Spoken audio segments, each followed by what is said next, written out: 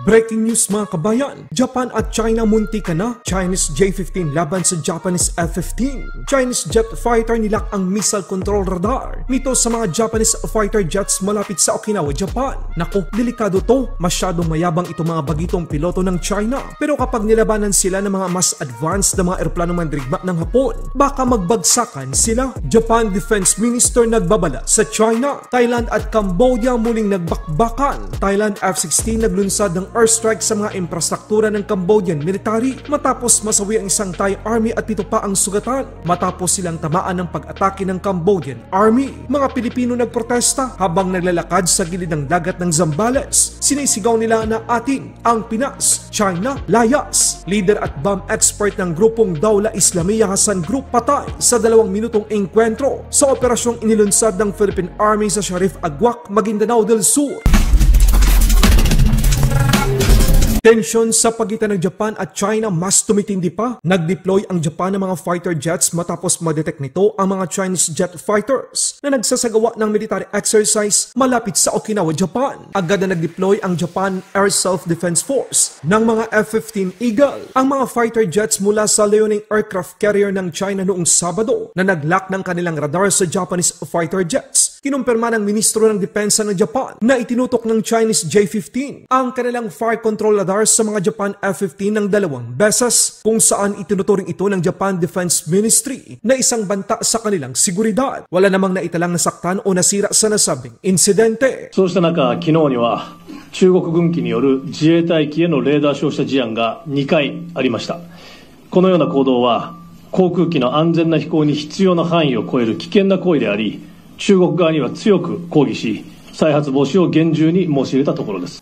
We will continue to stand with Japan in working with Japan to assert the rules-based order in this region, and we will do it resolutely. Para lang sa inyong kaalaman mga kabayan, ang paglak ng fire control ay isa sa pinakamapanganib na kilos na maaring gawin ng isang eroplanong mandirigma sa usaping militar sapagkat nagpapahiwatig ito ng isang potensyal ng pag-atake. Pwede itong pagsimula ng isang dogfight sa pagitan ng mga eroplano ng China at Japan na maging mitsa ng panibagong digmaan. Agad na ipinatawag ng Japan ang ambassador ng China upang ipaalam at ipaabot ang malakas na protesta nito laban sa agresyon ng China. Nangako naman sa mga Hapon ang punong ministro ng Japan na si Sanai Takaichi na tutugon ang Japan ng mahinahon at matatag sa umano'y nangyaring insidente. Dagdag pa niya, gagawin ng kanyang bansa ang lahat ng posibleng hakbang upang palakasin ang pagsusubaybay sa maritime at airspace ng Japan at subaybayan pa ang mga aktibidad militar ng China. Pero sa halip na humingi ng paumanhin, nanindigan ang China sa kanilang mga hakbang. Ang tanong mga kabayan, bakit doon magsasagawa ang China ng military exercise malapit sa teritoryo ng Japan? Kung talagang maayos ang kanilang hangarin, pwede naman silang mag-drill doon malapit sa kanila. Bakit doon pa sa Okinawa banda? Kapag hindi nagbago ang hakbang ng China at patuloy nitong nanghihimasok at pambubuli sa mga kalapit na bansa, darating ang araw na pagsisihan nila ang kanilang mga ginagawa. Malaki ang posibilidad na ito rin ang dahilan ng panibagong digmaan. Sa ibang balita naman, Thailand naglunsad ng panibagong airstrike laban sa Cambodia matapos ang ilang buwang ceasefire drill na nilagdaan ng 2 bansa. Nitong Lunes lamang, naitala ang unang airstrike na ginawa ng Thailand sa mga infrastruktura ng Cambodian military. Ayon sa Thailand, ginawa lamang nila ito bilang counter-offensive sa ginawang pag-atake ng Cambodian army sa border kung saan nasawi ang isang sundalo ng Thai at 7 iba pa ang lubhang nasugatan. Dagdag pa ng Thailand, nakita nito ang ginagawang military build-up at pag-deploy ng mga armas ng Cambodia sa border. Itinanggi naman ng Cambodian army ang mga paratang ng Thailand.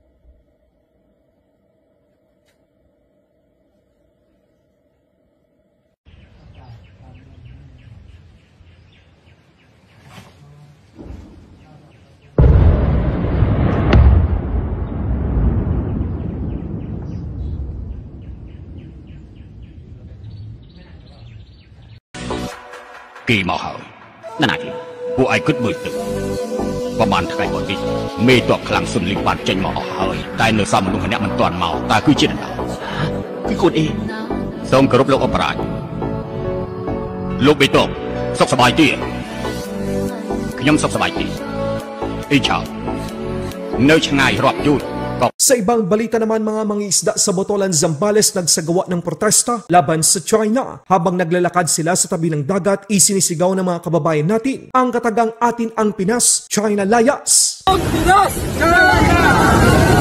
Atin ang Pinas! Atin ang Pinas! China Layas! China Layas!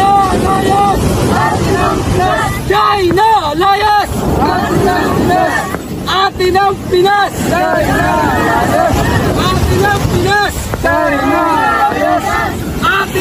Tagumpay naman ang Philippine Army sa pagsupil sa mga teroristang grupo. Leader at eksperto sa paggawa ng bomba ng grupong Dawla Islamiya Hasan Group patay sa inilunsad na operasyon ng militar sa Barangay Satan, Sharif Agwak, Maguindanao del Sur nitong 7 ng Disyembre taong kasalukuyan. Kitang-kita ang kahandaan ng hukbong katihan sa nasabing operasyon. Matapos mapasok ng Philippine Army ang area kung saan nagtatago ang nasabing target, nagkaroon ito ng enkwentro na nagtagal ng 2 minuto. Kinilala ang nasawi na si Ostads Muhammad Osman Sulaiman, na kilala rin bilang Amir. May natanggap kaming report galing sa mga civilian na nakatira sa mga barangay natin.